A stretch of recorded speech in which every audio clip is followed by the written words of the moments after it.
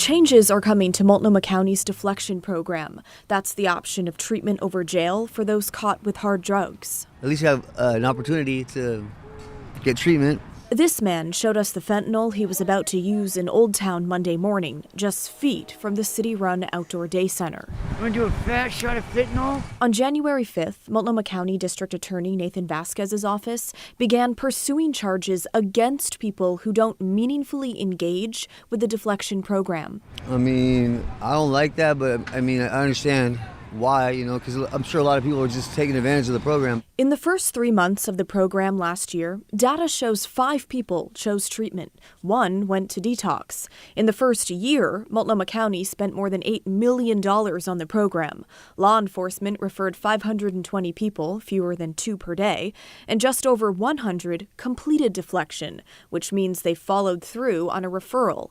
The DA wants to hold those who didn't follow through accountable. What the DA is implementing, I don't think the county can currently deliver on. County Commissioner Megan Moyer believes charging those who don't complete deflection is unfair. Because right now, we don't have a functional treatment system. And I got to be very honest with people.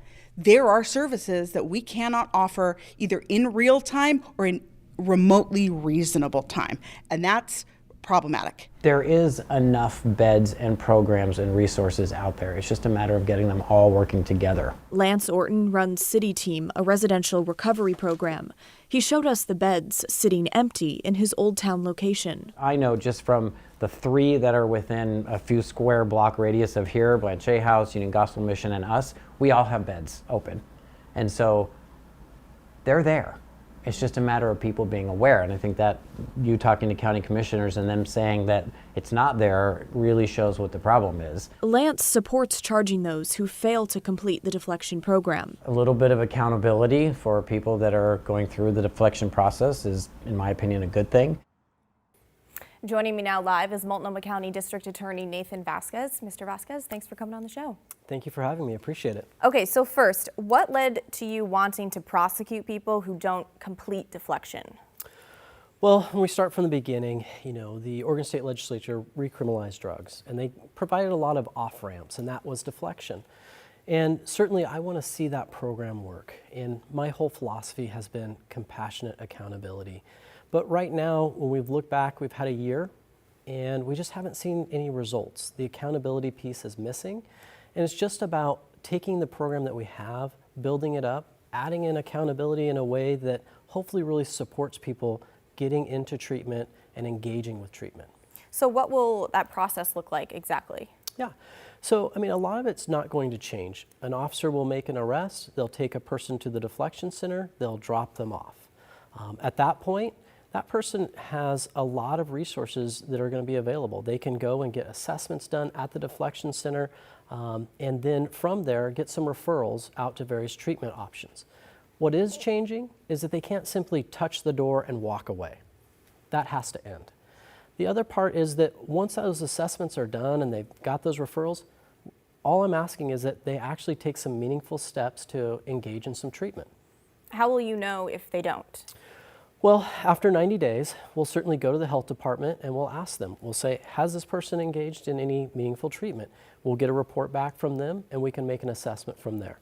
As we start out, of course, we're going to be flexible and try to work with people and do all we can to really help people who are maybe struggling to get through treatment as much as they can. So in a memo from your office, officers are instructed to submit all investigative reports when someone is taken to deflection, and prosecutors may file charges if that person fails to engage.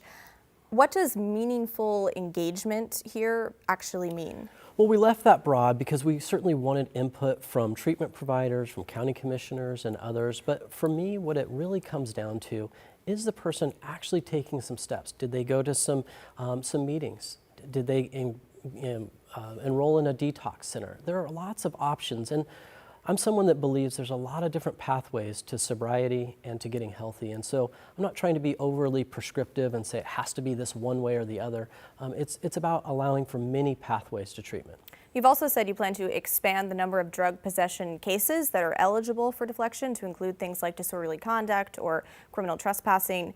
What outcomes are you hoping to see from that?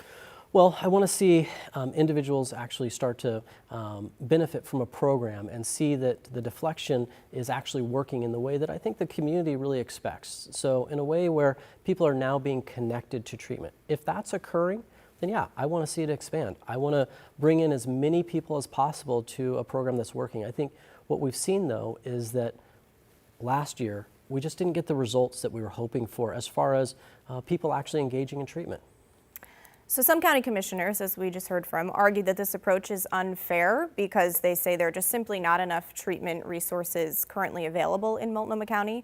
So how do you respond to that concern? Multnomah County is really one of the best resourced counties in the state of Oregon.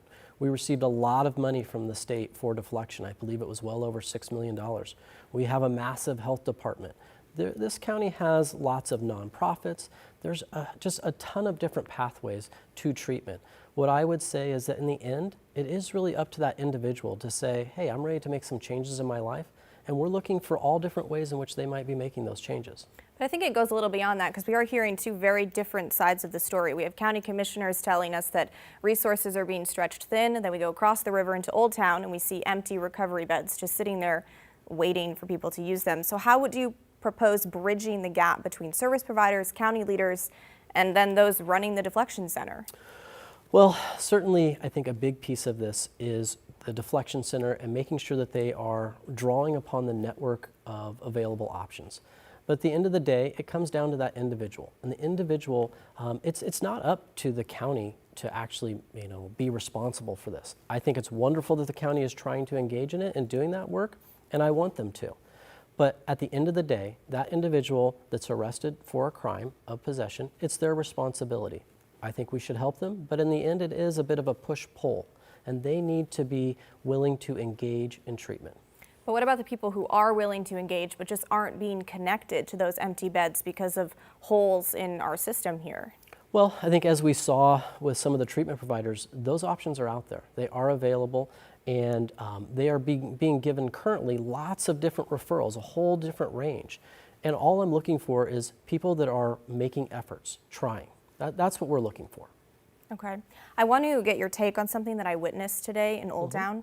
So we were downtown right outside the new city-run day center, and we witnessed a man who was pretty angry because his camp had just gotten cleared, and he showed us fentanyl that he was just about to use because he was so upset. He used the fentanyl in front of us and also in front of county outreach workers that were inside the day center. I asked the county outreach workers, hey, can you help this man who's clearly in crisis? They said no, because he wasn't inside the day center. So what does that moment say to you about how the system is or isn't working?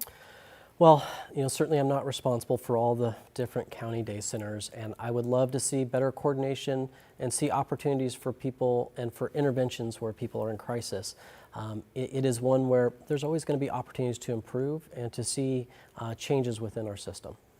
What needs to change, though, specifically on the ground to address open drug use that is happening in broad daylight, all hours of the day? Oh, when we talk about on the ground open air drug use, I believe officers should be going out and holding people accountable. I've had a great response. I sat down and chatted with officers today. They're very open to this change, and they want to see this as well. So when we talk about that on the ground, it is just a matter of, do we have the officers and the resources available to go and intervene in that situation? Okay, Mr. Vasquez, thanks so much for coming on the show. Thank you. Appreciate it. Well, now we want to hear from you. What do you think of the DA's plan for the deflection program? Did anything he say stand out to you? Let us know. Email the story at kgw.com or call and leave us a voicemail, 503-226-5090. We're back right after this.